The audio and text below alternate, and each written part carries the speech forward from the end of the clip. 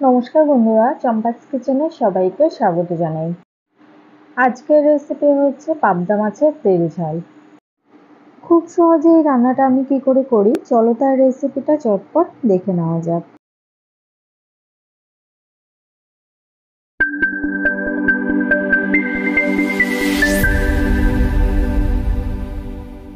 তো সবার প্রথমে একটা মশলা বেটে নেব। মিক্সিং জারে দিচ্ছি 3টে কাঁচা লঙ্কা, 2 কোয়া রসুন, একটা টমেটো কুচোনো আর একটা বেশ বড় সাইজের পেঁয়াজ কুচোনো।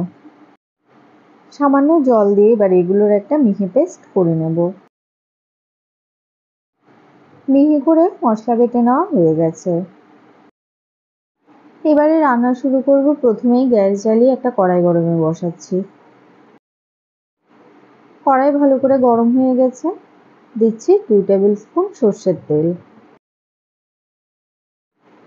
কড়ার চারধারে তেলটাকে ভালো করে লাগিয়ে নিতে হবে।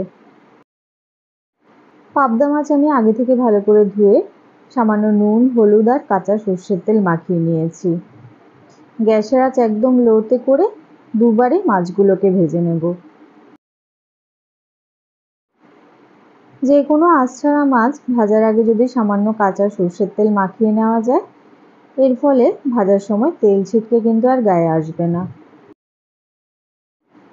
1.5 থেকে 2 মিনিট সময় নিয়ে মাছের এক এক সাইড লাল করে ভেজে নিয়েছি। এবারে তেল ছেঁকে একটা প্লেটে নামিয়ে রেখে দিচ্ছি।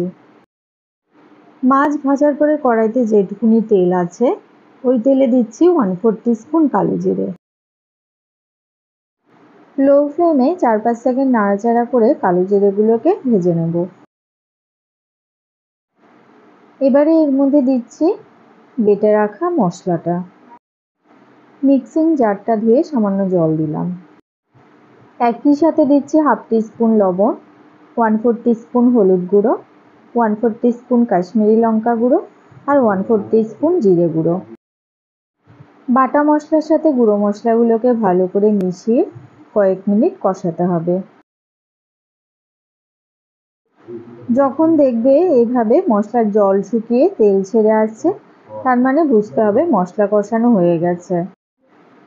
এবারে এর মধ্যে দিয়ে দিচ্ছি 1 কাপ জল। ঝোলের সাথে মশলাটাকে ভালো করে মিশিয়ে গ্যাসের আঁচটা হাইতে করে দেব।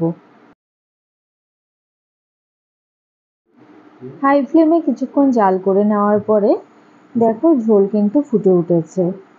এবারে এর মধ্যে ভেজে রাখা পাবদা মাছগুলো দিয়ে দেব।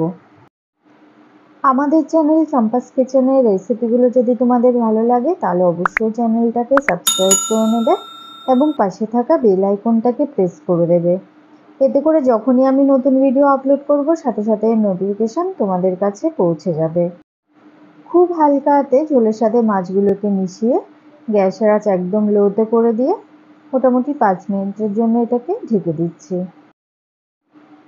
এরই মধ্যে মাছের ভিতরে সমস্ত মশলার ফ্লেভার ঢুকে গেছে আর দেখো ঝোলের চারধারে খুব সুন্দর করে তেল ভেসে উঠেছে।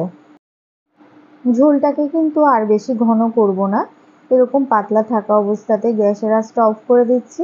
এটা যখন ঠান্ডা হবে আরও বেশ অনেকটা ঘন হয়ে যাবে।